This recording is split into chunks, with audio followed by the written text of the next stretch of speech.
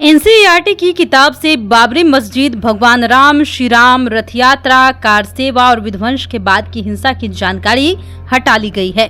देश की top education body ने 12वीं की पॉलिटिकल साइंस की किताब से ये तमाम शब्दों को हटा लिए है।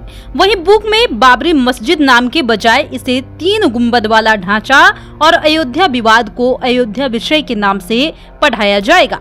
4 पेज के टॉपिक को भी 2 पेज का कर दिया गया है।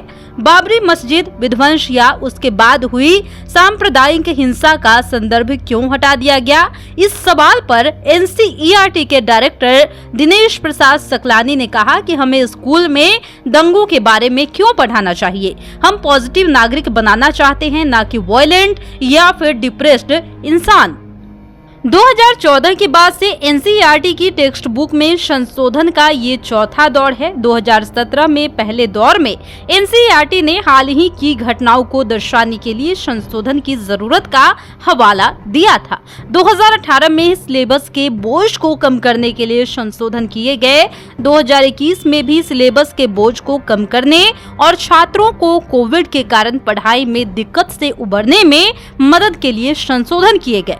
एनसीईआरटी की पुरानी किताब में बाबरी मस्जिद का जिक्र 16वीं शताब्दी के मस्जिद के रूप में किया गया था। इसे मुगल सम्राट बाबर के सेनापति मीर बाकी ने बनवाया था। नई बुक में इसे 3 गुंबद वाला स्ट्रक्चर लिखा गया है। इसमें बताया गया कि 3 गुंबद वाली इमारत को 1528 में श्री राम के जन्म स्थान पर बनाया गया था। इसके भीतरी और बाहरी स्ट्रक्चर में हिंदू प्रतीक और अवशेष स्पष्ट रूप से नजर आ रहे थे। एनसीईआरटी के डायरेक्टर दिनेश प्रसाद सकलानी ने न्यूज एजेंसी पीटीआई को दिए एक इंटरव्यू में स्कूली पाठ्यक्रम के भगवाकरण के आरोपों को खारिज किया। उन्होंने कहा कि टेक्स्ट बुक में बदलाव सालाना संशोधन का हिस्सा है। उन्होंने कहा कि क्या हमें अपने छात्रों को इस तरह पढ़ाना चाहिए कि वो ऑफेंसिव हो जाए, समाज में नफरत पैदा करे या फिर नफरत का शिकार हो। क्या यही शिक्षा का उद्देश्य है?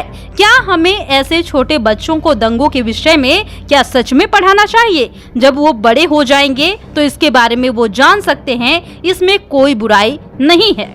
बता दें कि नई बुक में 3 चीजों को हटाया गया। पहला है सुप्रीम कोर्ट के फैसले के एक अंश। एनसीईआरटी की पुरानी किताब में सुप्रीम कोर्ट के तत्कालीन चीफ जस्टिस एमएन वेंकटचलैया और साथ ही जस्टिस जीएन रे ने मोहम्मद असलम बनाम भारत संघ मामले में 24 अक्टूबर 1994 को दिए गए फैसले में टिप्पणियों का अंश था।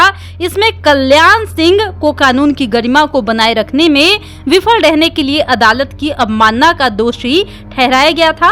इसमें कहा गया, चूंकि अवमानना बड़े मुद्दों को उठाती है जो हमारे राष्ट्र के धर्मनिरपेक्ष ताने बाने की नींव को प्रभावित करती है, इसलिए हम उन्हें 1 दिन के सांकेतिक कारावास की सजा भी देते हैं।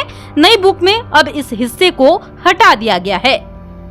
एनसीईआरटी की पुरानी बुक में 2 से ज्यादा पन्नों के फैजाबाद जिला अदालत के आदेश पर फरवरी 1986 में मस्जिद के ताले खोले जाने के बाद दोनों तरफ की लामबंदी की डिटेल जानकारी दी गई थी। इसमें सांप्रदायिक तनाव, सोमनाथ से अयोध्या तक की रथ यात्रा, दिसंबर 1992 में राम मंदिर निर्माण के लिए स्वयं सेवकों की गई कार सेवा, मस्जिद का विध्वंस और उसके बाद जनवरी 1993 में हुई सांप्रदायिक हिंसा का जिक्र किया गया था। और इसमें बताया गया था कि कैसे भाजपा ने अयोध्या में हुई घटनाओं पर खेद जताया था। अब इसे भी हटा दिया गया।